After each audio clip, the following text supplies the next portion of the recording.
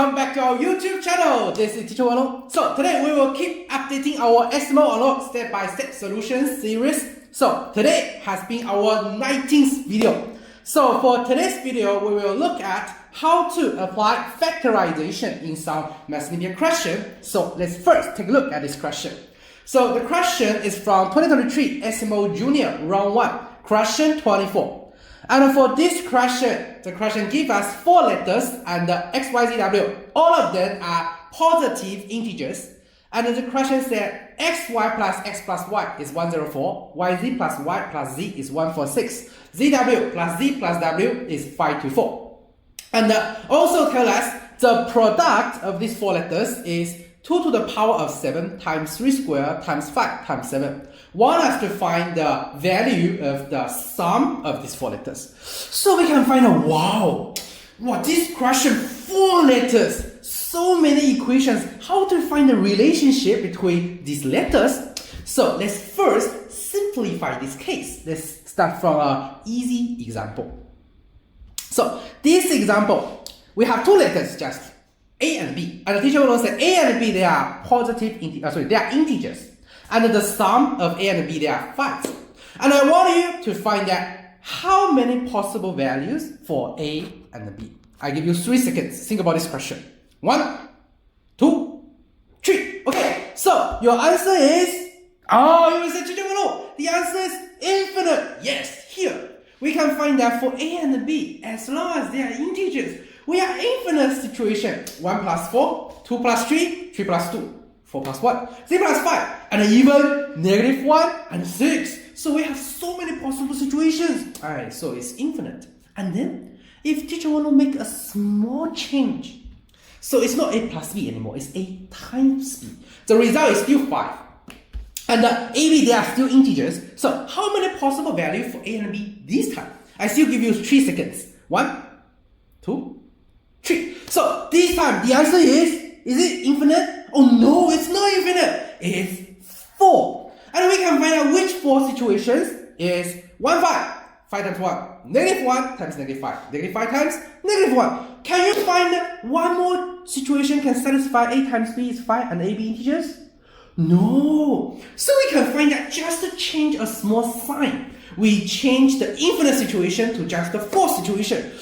So what's the key words here? Why we change sign can have such big difference? The key word is, I think some students already find that is integers. You will find that if teacher will say, cover this integer as A, B, there are any numbers, and A times B is 5. How many situations we have? You will say, teacher will still infinite because A, B, there can be fraction, there can be decimal, there can be irrational numbers. Yes. So we can find that the most important thing here is we know the value and they are integers. And then if I think about this, if we know value of an expression and we know the expression, all of the letters is integer, you prefer the expression in which form? In sum or product? Very good. Yes, of course we like its product because the situation will be limited. It's not infinite. Yes. Then we know the teacher, they are really bad. They will not directly give you a question using a product form. For example, the example 3. I have A plus AB equals to 5. AB, they are integers. Okay, so what's the possible value for A and B? You say, teacher, this time it's not product. Yes, it's not product, it's a sum. So what we should do? Because we know we prefer the product. So my question is, can we change this to a product? Yes, of course we can do. Use which method? No matter you are second 1, second 2. At this time, you already learned it. It's the factorization. Yes. So we can use factorization. We can change this expression to A times 1 plus B equals to 5. And the integers, so now we just need to discuss like 1, 5, 5, 1 like this. So we can solve this question. So we can find that sometimes, even though the expression is not in the product form, as long as we know value of it, and we know they're integers, so we can use the factorization to change it to a product. So now let's add more difficulty. Let's see the example 4. So if what we have is AB plus A plus B plus 1 equals to 5, and AB are integers, how to solve this question? So we still remember our purpose is, yes, use factorization, change this expression to a product. So let's try to do the factorization. This time you will find that AB, what? Can you find a common factor of all of them? Oh yeah, you will find that this time they don't have a common factor for all of them. Oh yeah, so how to do? No worries. First, can you find some of them have common factor? You will say yes, A, B, and A. Yes, A, B, and A, they are common factor. So the common factor is A. So we can take it out. So we have A times B plus 1. Now, everyone, have you found that? This expression, do some of them have common factor? Yes, you will find that both of them have a B plus 1. So let's take it out. Then what do we have? Yes, B plus 1 times A plus 1 equals to 5. So now still, two integers times together is fine. We just need to discuss the situation. We can solve this question. And the last case. So if this time, first for this one, because just now we mentioned, if not all of them have a common factor, in this situation, how should we do factorization? I think most schools have taught this. So it's called a grouping method. We can put some of the terms together if they have common factor. For example, A, B, and A. So we group them together. So now let's see the last example. Example 5. This time we have AB plus 2A plus 2B equals to 1. Yeah, how to solve this question? So see, our purpose, factorize to product. So we should do factorize first. But how? Let's try. Because we can find out, do all of them have a common factor? No. So we can try, yes, the grouping method we have learned. So which of them have common factor? AB and 2A. So we can take out A. Take out A is B plus 2 plus 2B equals to 1.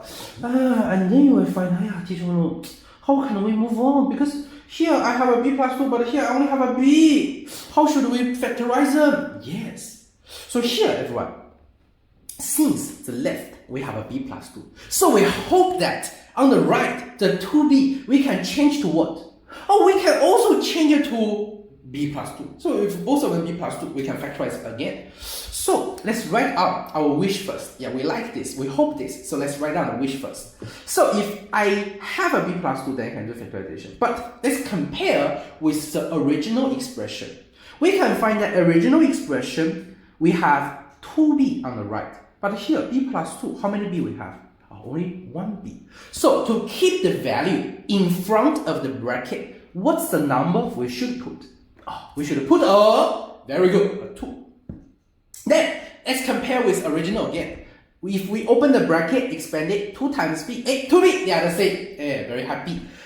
But 2 times 2, we will get a 4. In our original expression, do we have a 4? We don't have. So you can see in the equation, left side, you have an extra 4. To keep the value, you have a 4 on left. You also need to have a 4 on the right. So now, on the right side, 1 should plus a 4. Then let's simplify it so we can factorize again. B plus 2, take it out, times A plus 2 equals to 5. Then I believe all of our students know how to solve this kind of question. So we can find that sometimes, because it's equation, even though we don't have some certain number, we can create by ourselves. So now return to our question. We will find that first, xy plus x plus y equals to 104. What we should do? Factorize. So we can take out x first, y plus 1 plus y. So if you want to factorize further, what do we need? We need a y plus 1. But we know, yes, we cannot just plus 1 on the left. We also need to plus 1 on the right side. So finally, will be y plus 1 times x plus 1 equals to 105.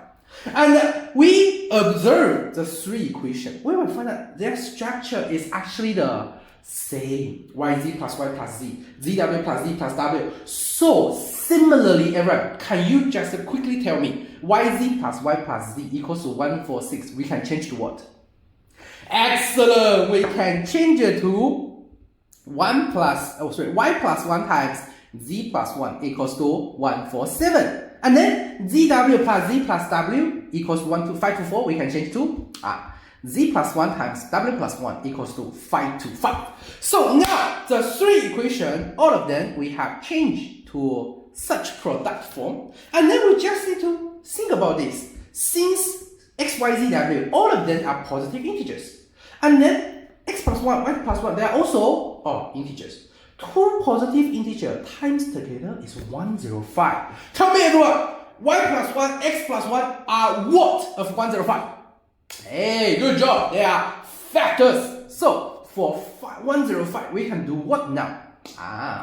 Since we need factors, so we can do the prime factorization. So for 105, it's actually 3 times 5 times 7. Then how about 147? It's 3 times 7 times 7. 5 to 5? 3 times 5 times 5 times 7. Then, we already prime factorization. How should we move on? And then, observe again. We can notice that in the first equation, left side, we have y plus 1 times x plus 1. Second one, we also have a y plus 1. And then, in the second, we have another z plus 1. And in the third one, we also have a z plus 1.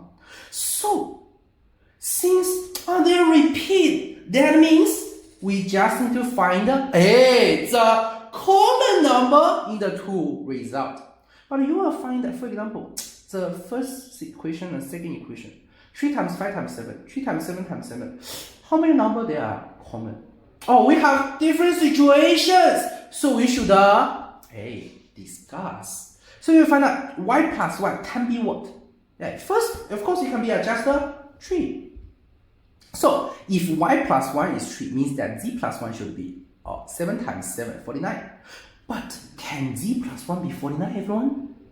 No! Yes! Why no? Because we find that z plus 1 times w plus 1 should be 3 times 5 times 5 times 7.